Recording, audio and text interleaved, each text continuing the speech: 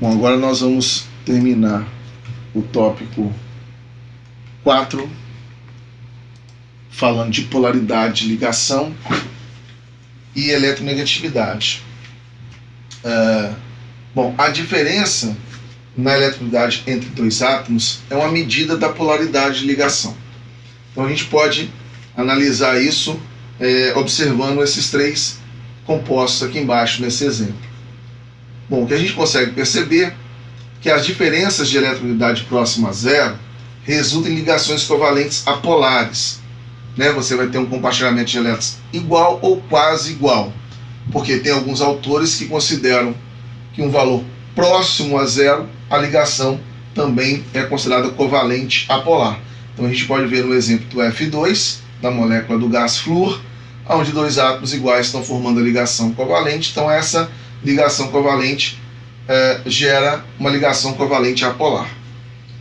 No caso, a gente ter que as diferenças de eletronegatividades ficam próximas a 2, vão resultar em ligações covalentes polares, com compartilhamento desigual dos elétrons. É o caso da molécula de HF, onde a eletronegatividade do flúor é 4, do hidrogênio 2,1, resultando num valor de 1,9. Então essa ligação covalente ela é polar, já que ela tem um valor próximo a 2. E caso nós tenhamos uma grande diferença de eletronegatividade, ou seja, valores próximos a 3, essa ligação vai ocorrer através de transferência de elétrons. Então vai gerar uma ligação iônica, como a gente está vendo aqui no exemplo do fluoreto de lítio, que é o LiF, onde o flúor tem eletronegatividade 4 e o lítio 1. Então resultando um valor igual a 3. Bom, quando a gente tem uma ligação covalente polar, nós podemos fazer uma representação da ligação com o símbolo, o delta positivo do lado do átomo que está distante do par de elétron compartilhado e um delta negativo em cima do átomo aonde os pares de elétrons estão mais próximos. Então nós temos uma situação igual a essa mostrada nesse exemplo do HF. O hidrogênio está parcialmente positivo, porque ele é menos eletronegativo do que o flúor, e o flúor está parcialmente negativo, indicando que esses elétrons estão mais próximos do flúor do que do hidrogênio. Então isso gera polos, e portanto a gente fala que essa ligação é covalente polar. Analisando mapas de potenciais eletrostáticos dos exemplos que nós vimos no slide anterior, nós temos aqui o F2, que foi mostrado ser uma molécula com ligação covalente apolar, colorido de verde. Na verdade, esses mapas de potenciais eletrostáticos mostram o seguinte: a região mais avermelhada é que tem alta concentração de elétrons. Na região azulada tem baixa concentração de elétrons.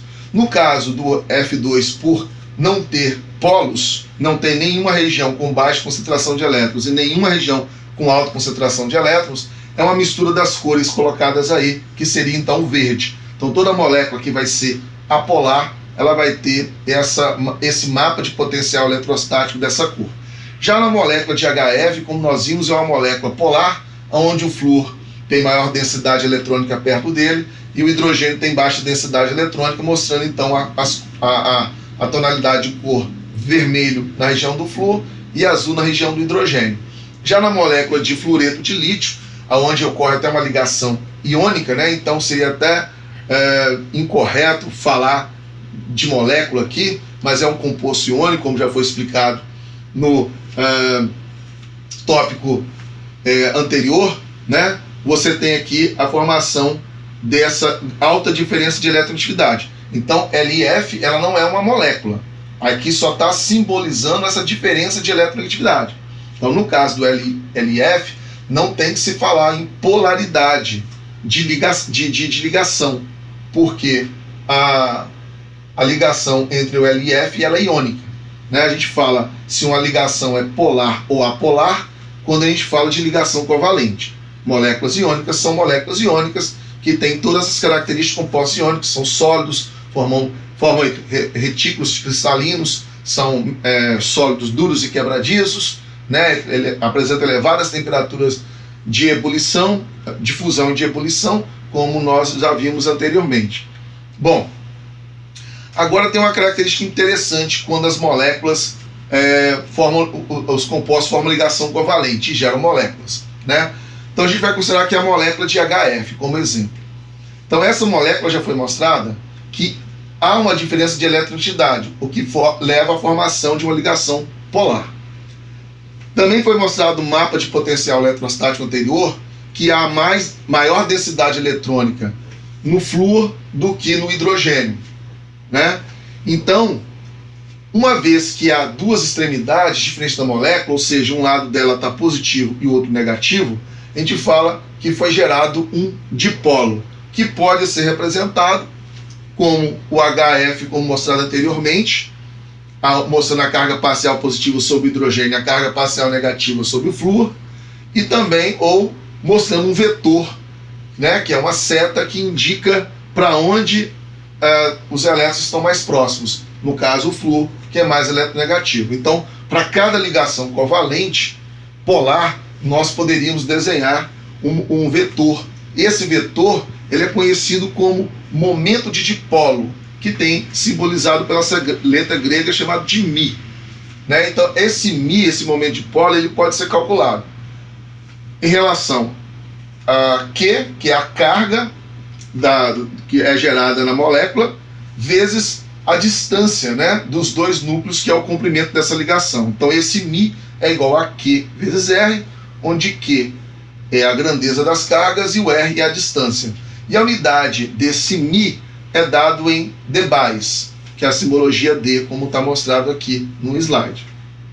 Bom, aproveitando agora que a gente está falando de ligação covalente polar, a gente também vai incluir aqui, lembrar, que nós já explicamos anteriormente, uma forma de nomenclatura de alguns compostos. Então, algumas regras aqui.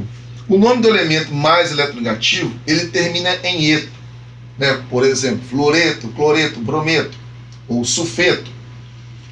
E, em geral, vem antes no nome, seguido do prefixo de, como, por exemplo, cloreto de sódio, né?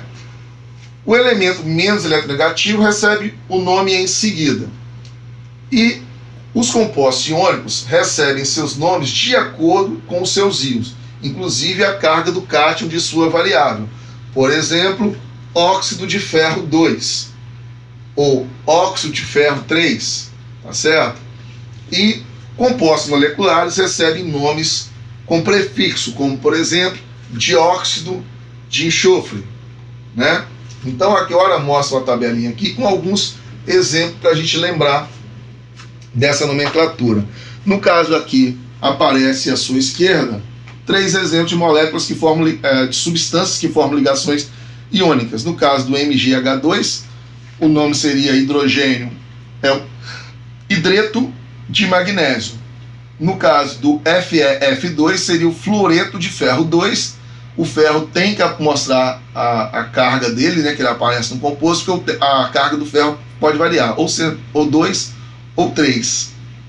Já no caso anterior, o hidreto de magnésio, o magnésio, que tem carga mais 2, não preciso colocar, porque essa é a única carga possível para o magnésio, né, quando ele está formando um composto químico.